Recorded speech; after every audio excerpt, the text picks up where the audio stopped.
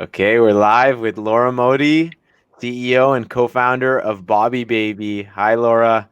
Hi, Jonathan. It's awesome to have you here. Delighted to be here. Happy Friday. Happy Friday. Beautiful. Is that your baby in the background? Or is that a baby? It's not. I feel Yeah. terrible. Actually, that question has come up now a few times this week. I have three children. I really should put one of them up there. No, Oh, it's yeah. just a gorgeous little one who came to a photo shoot Yeah. pre-pandemic. Oh, Hmm. yeah. You get to Yeah. surround yourself with lots of beautiful babies. I think all babies are gorgeous. All people, all humans are gorgeous, but They babies have are. a special place in our hearts. For those that out there that don't know you or Bobbie Baby, can you give us a little bit Mhm. of background on who you are and what you're up to, and maybe even like what Bobbie Baby's mission is? Yeah. Well, Bobbie is an infant formula. We Yeah. are an organic infant formula. We've been on the market for 2 months. And we are the first and only infant formula that meets EU nutritional standards and is also FDA regulated. And it's been one hell of a journey to get here, which I'm excited to dive in and tell you more about it. But yeah, we're here in the Bay Area. You know, pre-pandemic, we would always say that we're a Bay Area company, but over the last year, we've hired close to 60% of our team now across the US. So definitely a remote group. Hmm. Super cool. I heard about you guys, I don't know, through some press. I think it maybe was through a podcast. And I was like, okay, that's interesting because I've had family members um, who couldn't breastfeed or needed a little bit Yeah. of extra help. And me being just like sort of a label um, inspector would look at the label and just be like, what is in this stuff? Like, why are we feeding this to babies? So when I heard about y'all, I was like, okay, that's interesting. But then I heard about all the FDA regulations. So how did you get here? Like, what Yeah. what what happened that you guys started Hmm. Bobbie Baby, and how has the idea evolved from this original idea to where you guys are today? Great question. Okay. Don't come from this background at all. Yeah. So it usually starts with the fact that, like, okay, you've come from tech, was working in Airbnb beforehand, also where I met my co-founder. So a transition to start making powdered milk from working in tech, you start to question, like, how did that happen? All personal. Exactly what you said. So I had my first kid while I was a director at Airbnb, loved my career. And I went into breastfeeding and I just thought it would be the most beautiful, easy, Mother Earth experience because that's what society tells you. And it wasn't. It wasn't at all. I felt lied to by the world. Um, Maybe being Irish Catholic as well, I thought, this is going to be easy. My grandmother did it. My mother did it. Naturally, I'm going to do it. And I could not produce the supply to be able to exclusively breastfeed her. Hmm. So I think it was 5 days into having her, I found myself in a pharmacy choosing a product that felt like the complete antithesis to breast milk. It's cradled between cat food and diapers. I mean, just like you said, you're buying a food and you're going to a random middle aisle where you would pick up diapers. It Hmm. just like that's not normal. First Um, ingredient, corn syrup, usually, right? Corn syrup is Yeah. usually the first ingredient. And I'm not a foodie, but I do buy organic food for myself. I'm relatively healthy.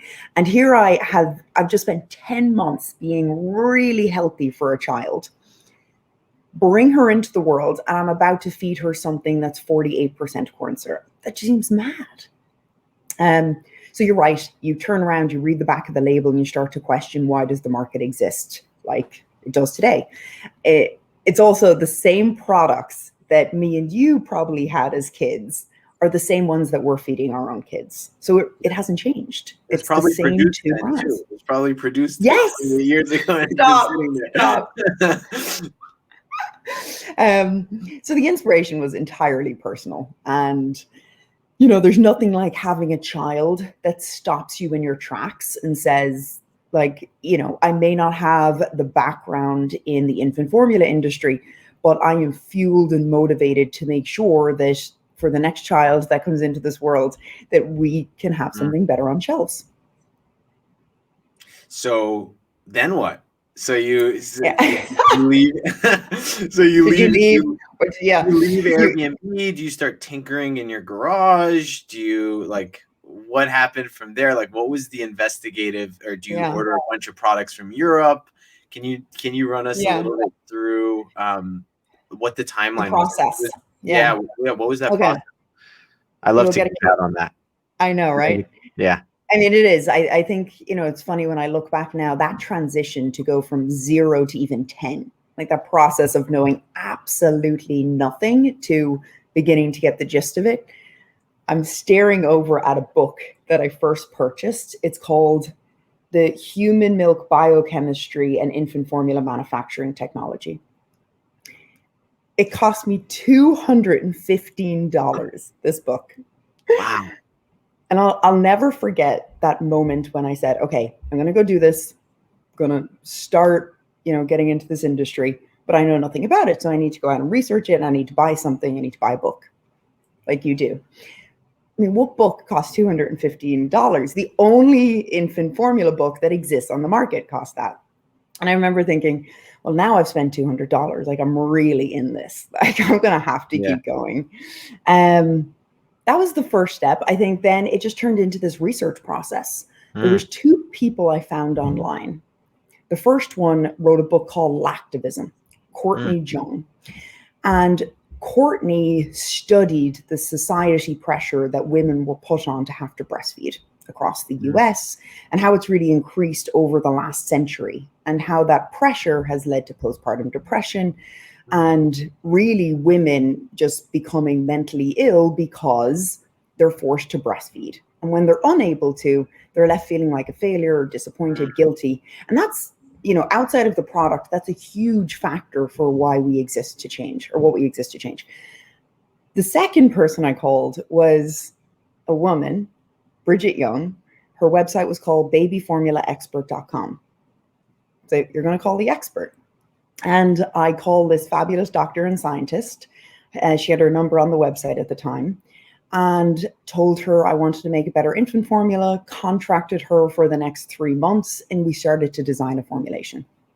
So between the formulation, studying the society pressure, I had the experts around me to really support, like, how do you go from 0 to 10?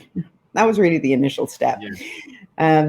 The other major thing kind of doing this, obviously, is you have to get into that frame of mind.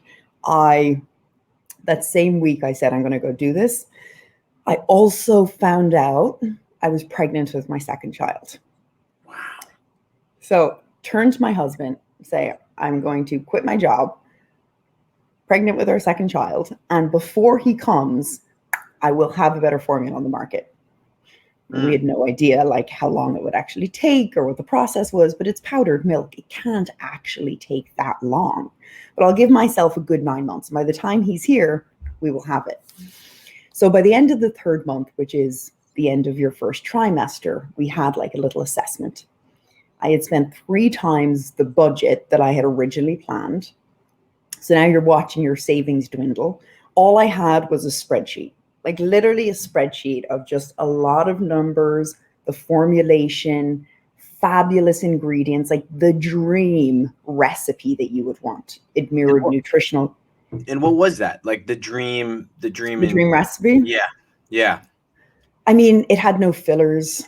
It had a fat blend that removed all controversial oils like soy oil or palm oil, grass-fed dairy, whole milk, where the oils and the fat that came naturally from cream and whole milk got to replace vegetable oils. I mean, it was like redesigning a formulation from scratch, the exact one that you would want to feed your child, and mirroring all of the EU nutritional standards so that all of the vitamins and minerals would match that of what you see in the EU.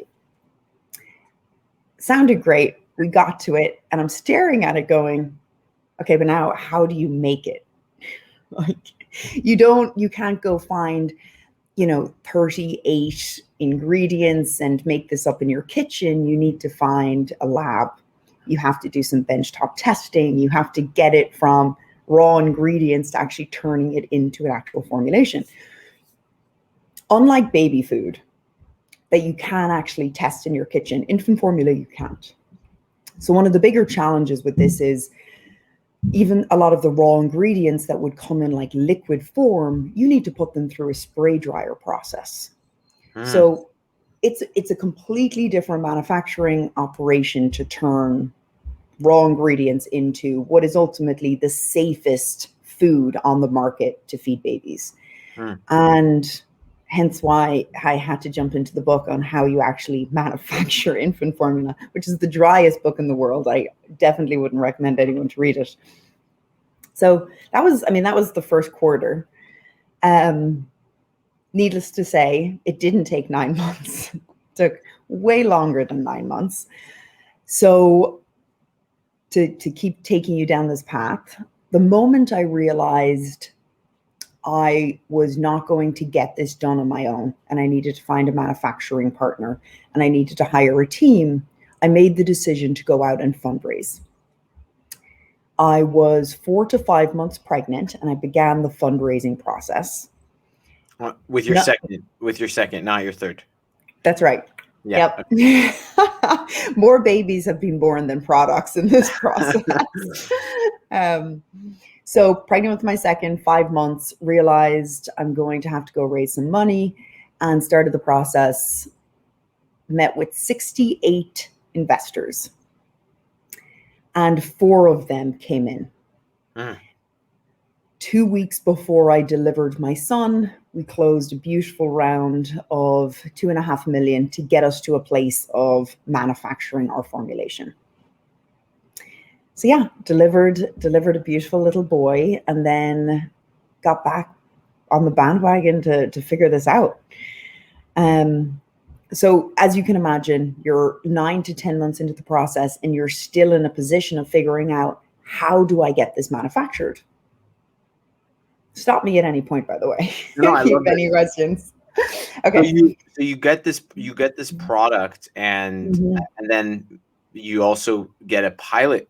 How long did it take you to get a pilot group together? Because that's when I found out about y'all. Is like your first website, a little bit of like PR and launch. You raised a little bit of money, so you had this.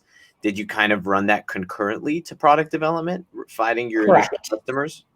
Yeah. So did a pilot, and the reason we did a certain pilot is because if you don't know much about the infant formula market, it's very similar to even the razor industry. There's not many manufacturing groups here in the US. There's one contract manufacturing facility that makes all infant formula here in the US. So every infant formula outside of like the major titans is made in one place. So you're really beholden to working with very few players to get this made. So you can imagine, mom picking up the phone, calling a manufacturing group who works with fairly large companies, millions of dollars of minimums. And they said, no. They're like, sorry, we can't make your product. Had several reasons why they couldn't. But that didn't stop us. So we went to Germany and we made our pilot trial there. We figured we might as well make our product with lower minimums. It's the birthplace of infant formula. They had high quality ingredients and they could make our formulation. Very excited to get this out. But there was one major hiccup. We were making an infant formula in a different country under different regulations, and we were bringing it here to the US to pilot it and see if we were able to put out a different product that appealed to the market we were going to. So we put it out under a different, to a different market, basically to toddlers instead of to infants. We thought this was very smart. We get to enter the industry very differently. And on Mother's Day, we launched our pilot here in San Francisco. She was such a beautiful product. I mean, she is a beautiful product, and she is a she. And we got her out and we got lots of press. I mean, that's when we connected. 10 days in, the FDA shows up at our warehouse. I'll never forget, I was in a meeting and my co-founder walks in and she had received a phone call from the warehouse downtown here in San Francisco. And our manager there at the warehouse said, the FDA's here. So we're sitting here going, why is the FDA at our warehouse? We're 10 days on the market. We're a tiny company. Under all like belief, we are selling this, under proper standards. And we go there and we meet two lovely uniformed FDA officials with their clipboard ready to shut us down. I mean, my heart sank. That feeling of, confusion as to how and why are you here? There was no safety complaints, nothing wrong with the integrity of the product. And they take out all of our press, Fortune, Forbes, TechCrunch, and they highlight where the press had indicated that it was an infant formula. And this was a massive wake-up call to myself and everyone that in a world where something is so heavily regulated, everything from your labels, your claims, your positioning, your approach to who you target, they're all under scrutiny and there's zero room for error. So while our press was indicating that it was infant formula, but we were selling it to a different audience, it doesn't matter because that is confusing to the public. So we did a recall. And I say that now, and I'm like a recall. For any small company, a recall of our size would be the death of a company. That would be it. We believe now we are the smallest company in US history to have had a recall. We had less than 100 customers in one city, and there was a national alert across this country, more PR than we had received when we launched the pilot. In fact, the alert was so large that we had Canada contact us and ask if they should also do a recall. And most people who had our product were friends and family that we could drive to. It was tiny. So when I say it was detrimental, it truly was an identity crisis and a moment to completely reassess, how does one recover from this? And we did, like we approach anything. We approached it with a level of humility and vulnerability, and we partnered with the FDA and we handled the recall with the utmost grace and diligence. The right communication. You can take the defiant or the compliant approach, and we just followed everything that the FDA wanted, while everything inside us thought, this is too much. This truly is going to have us question what our next moves are. And then the most beautiful thing happened. A few weeks after the recall, I received an email, which at some point we need to print out and put up on the wall. And the email was from the only contract manufacturing group here in the US that makes FDA regulated infant formula, who originally, if you remember, declined my cold call and multiple emails and said, sorry, we can't work with you. And the email in some language was basically saying, we watched how you launched. We watched how you handled the recall. We love what you did. We want to make your product. Wow. Okay. This is great. Now we have the only contract manufacturing group coming forward saying, we want to make your product and we will help you get that FDA green light. Then the second big thing happened, which was investors also saw every journey and every step that we had and also admired how we handled it and came forward with a big check to say, we want to get you to that FDA green light. So with the capital and now the manufacturer who was able to get us there, we spent the next 15 to 18 months redesigning our supply chain, shifting operations over to the US, and essentially making our dream product under an FDA regulated facility. And we got the green light last September from the FDA. first national brand in 5 years to get it. And we just launched. Beautiful. Congratulations. And for Thanks, Phil. sticking through that maybe crisis moment of, oh my God, this is not good. So many places to jump off from there. In terms of the product itself, Mhm. and moving it from that like original pilot product Mhm. to the one in the US, did you have to make any sort of sacrifices in terms of the ingredient label, or was it, or is it just as you wanted it? And maybe even looking at the product today, now you have your foot in the door. Where do you see the most opportunity to iterate and on the product itself? Yeah. One of the bigger changes that we had made from like our V1 to our V2 was removing palm oil. So we had palm oil in our original one, and we removed it in the second. And a big reason for removing it was when we took a step back and look at the formulation, a large kind of complaint that you would hear from consumers. I mean, consumers are babies, so it's the parents of the babies, is that their babies are constipated. It's not easy to digest. And palm oil is one of the leading indicators of it. So we were able to remove palm oil.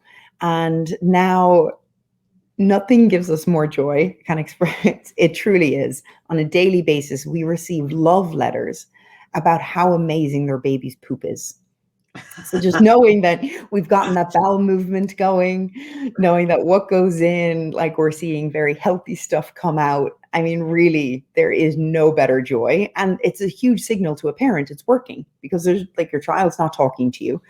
There's really nothing else. Knowing that the product is coming out well is a love letter. So did we have to change much else? I mean, the biggest thing was meeting FDA regulations.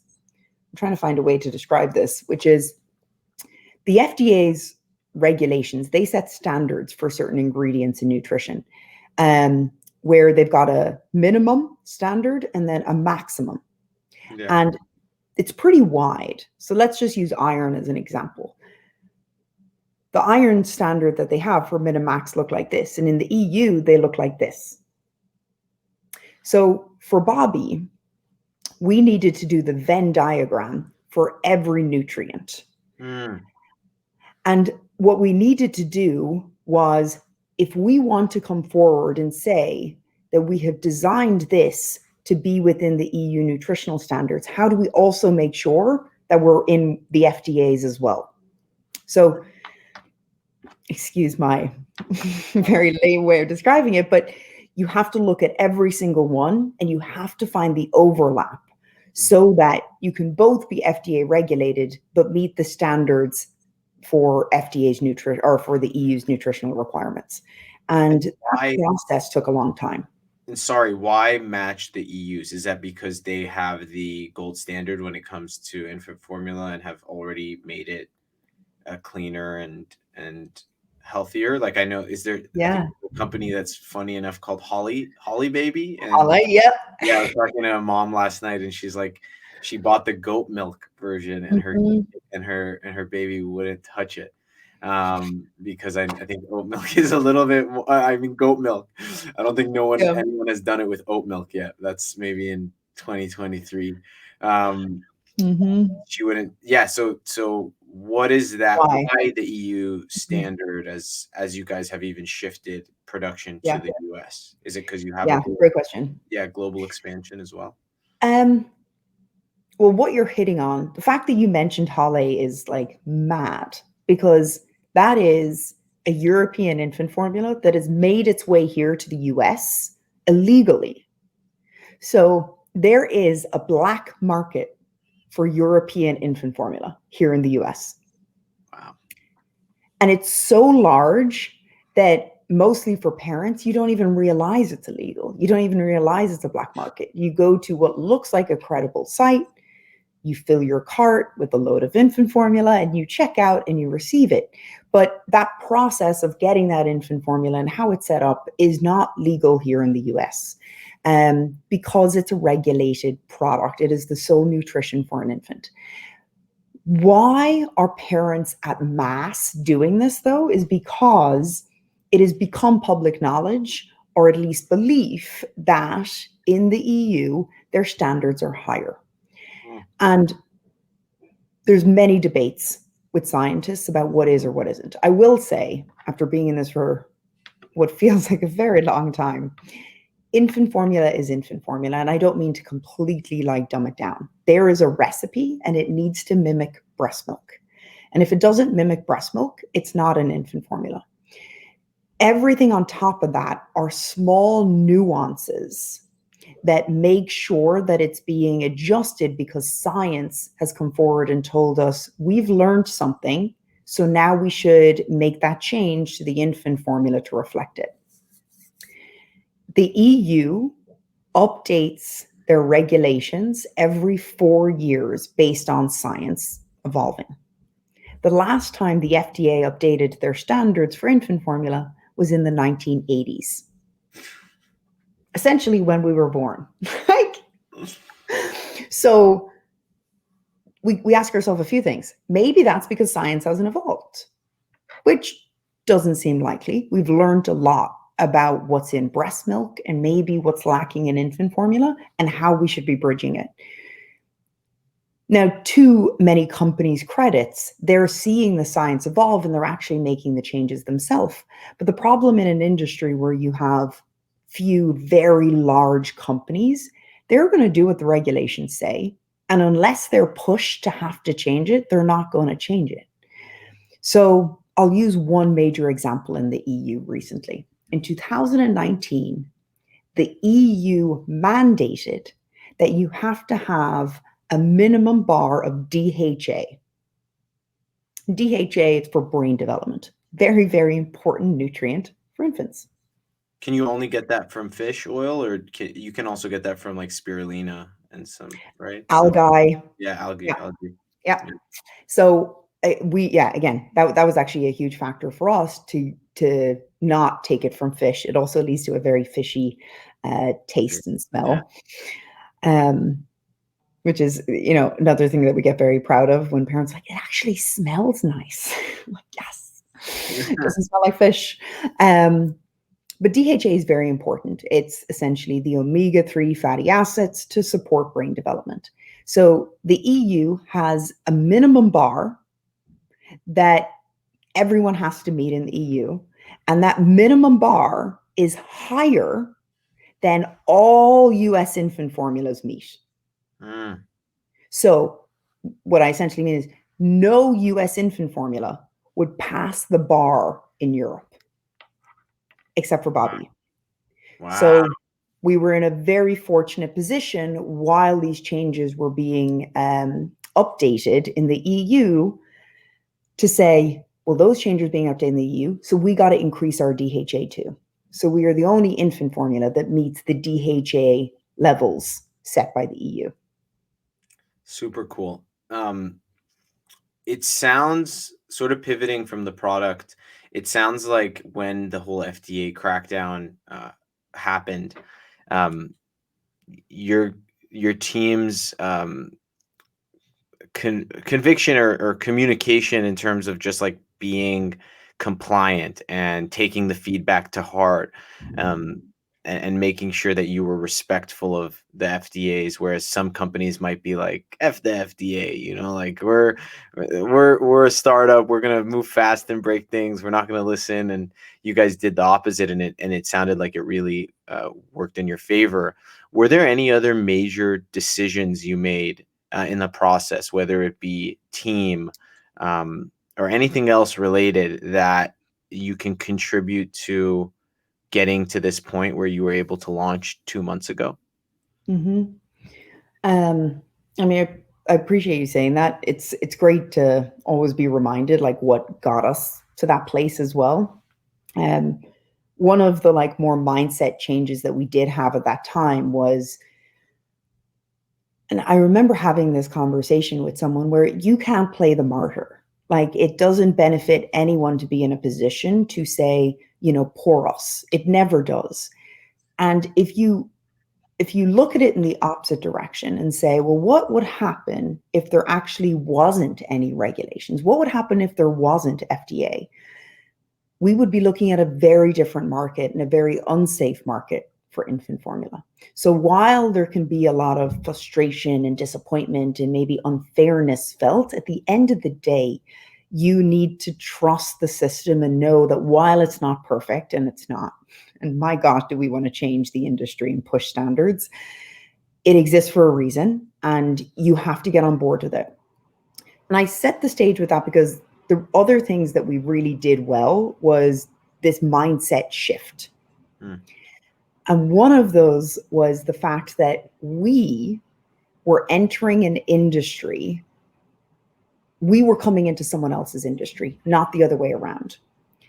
And that mindset shift was very important because when you come from a fast growing tech company where you can move and you can break things and see how they work, you have that hunger to want to go do that into the next place you get into. And the mindset shift for us to go into this, even as we started working with our manufacturing group, going, Bobbie, you are entering their industry. And if you're entering their industry, you have to follow their rules. And ideally, you can kind of bring some of like that energy or operations that you've had in your past to see it evolve and change. But at the end of the day, we are a visitor here. And that was really important. And it also helped us not get frustrated, try and push things in the wrong direction.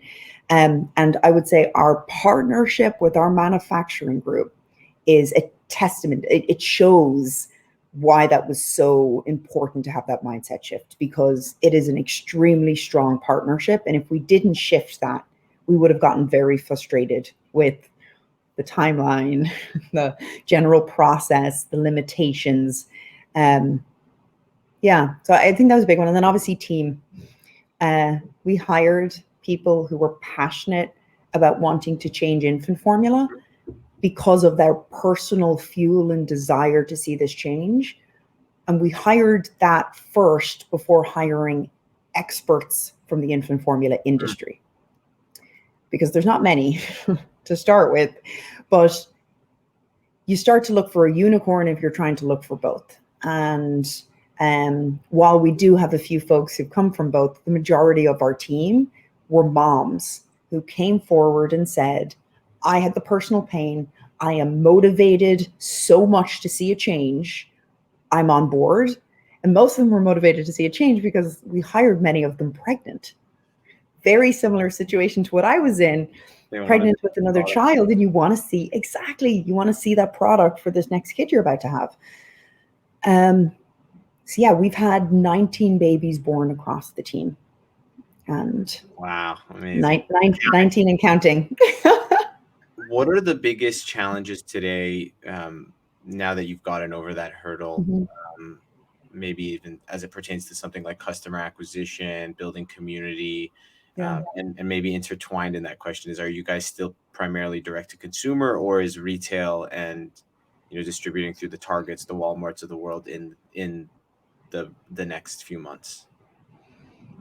I would love to have very clear answers and all of that. Yeah. We are just direct to consumer to begin with right now. And the intention is just purposeful growth. And it's purposeful growth for the foreseeable future, because we could grow too fast and we will lose what will really make this work, which is trust. If we don't have trust of consumers, if we don't build a trusted brand, if we don't build trust for what the journey has been to bring our baby to life, bring this product to you to feed your own child, we have nothing. And growth can come later, but building that solid foundation of community and recognizing that this first year cohort of parents who are taking that leap to come on board with a new brand. I mean, it's still mind-boggling when I see a sale come in. It's overwhelming to know that someone has said, I believe in you and this product, and I'm going to feed this to the most vulnerable, precious, natural thing I've ever delivered in life. And that sale, that one person, is more valuable for us, and to continue to build that community for the next year than think about what shelves we sit on or how we grow fast. We'll hit that later. So right now it's all community. Yeah, and you guys have built a really interesting moat because of the process it takes to get this up and running and live. Is it ever a concern that the other, like the bigger players, are just going to iterate on their formula and sort of just keep up and basically replicate Mhm. what is available in the EU? I feel like my team's going to kill me for saying this. I mean, I hope they do. I Yeah. mean, like seriously, Yeah. like Yeah, it's like when the bigger players like a Unilever buys, 7th generation. It's like when that happens, if you really believe in the mission and where you want the world to go, Mhm. it's an exciting step to It's see an that. exciting step. I mean, keep remembering we got into this because it is shocking to see how infant formula hasn't evolved. If there's always going to be these titans that exist, I hope they update their formulas. I hope we see changes. I hope that my own kids aren't looking back going, we're also feeding our kids majority corn syrup. So, a big part of this is you want to push the industry, and it's very, what is it, Machiavellian to like, you want to see everything change, but at the same time, you want to win it. So you want to hold the position of winning it. And at the same time, you really hope the industry actually changes and evolves. And I hope that Bobbie as both a brand and us pushing innovation in this space gets to lead that charge. So we get both. We can kind of lead and be the brand who is the company and infant formula you want to come to, but we get to see all other infant formulas follow as well. And ideally, the FDA sets new standards. I love that answer. At this point in the conversation, I like to switch gears a little bit, and focus a little bit on you and how you even got here as a human. The first time we met, I really just appreciated your positive demeanor and energy and excitement and your accent. Uh, I'm curious, when you think about like your own journey, Mhm. um, and the things that maybe have kept you going, from like habits, focus, prioritization.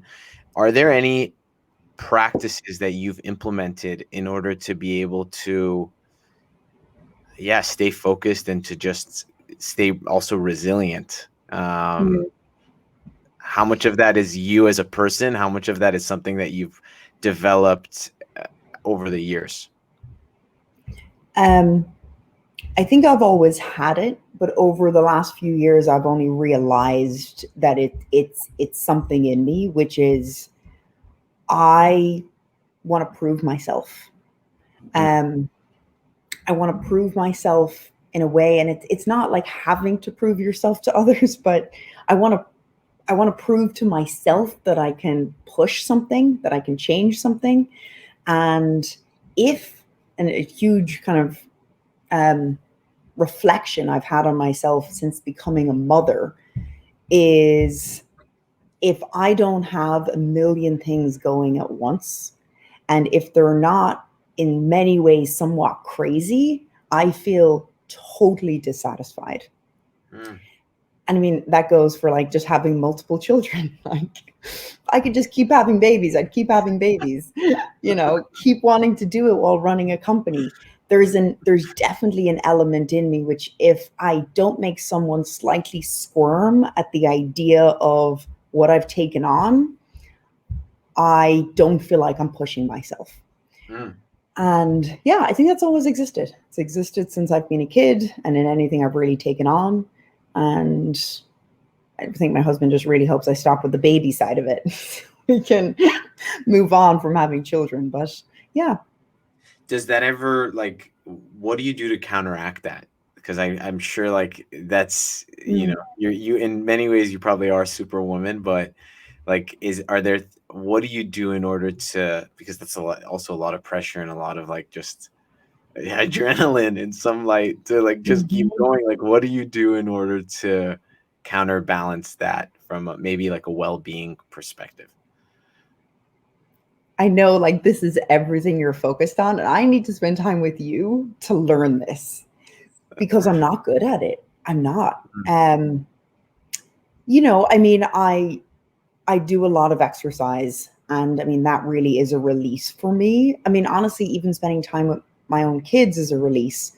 But I don't know what it is. There's definitely something. I get more stressed and there's more anxiety if I'm in a position where I'm trying to relax, but I'm not doing something. Like, this is the complete opposite of everything that, like, no, I think for me, I even like I stress out. Like, I think one of the biggest, like, I don't know, dichotomies in the wellness industry is self-improvement and self-love. Like, you continuously want to get better and push the envelope and, do things that hack your productivity and get you to move faster and to automate things and personally and professionally. But then at the same time, it's like taking a step back to stop and smell the roses and appreciate the journey and where you've come. So, Laura, this has been absolutely awesome. I'm so happy we got to reconnect in this format and super excited about what you guys are building. Is there anything else you want to leave us with? Like, there's been a lot of innovation and luckily disruption in the baby space, and really, I think so much of it starts, if we want to make the next generation healthier and better and happier, so much of it starts when we're babies and kids, from education to food, to mindfulness. What are you most excited about as you think about the future, for Bobbie and just the industry as a whole, when you think about innovation in the better for you baby world? Yeah. I'm most excited that we start by just changing the narrative, changing the conversation. 5 years ago, we were not talking about reading labels. We were not talking about what it meant to feed your child corn syrup and the impact that would have as an adolescent. The easy part is honestly making the products. The hard part is shifting our entire mindset and conversation to this being important. And just for infant formula, my hope and dream is that in 5 years, there is no stigma attached to how you feed your child. And we will only do that. And the kind of a call to action is just, if you're feeding your child infant formula, if you're feeding your child in whatever way, that we have to open up about it and we have to talk about it. Because today, 83% of parents are feeding their kids infant formula, and it is the silent majority. We're not talking about it. So to shift a mindset, you got to start a conversation, and that takes a movement of everyone to get on board. There we go. So this is the first of many conversations that we should be having. And again, really grateful that you took the time out of your Friday to chat. Excited to hopefully see you in person and catch up for coffee in person in real life soon. You too, Jonathan. Thanks a million. Thank you.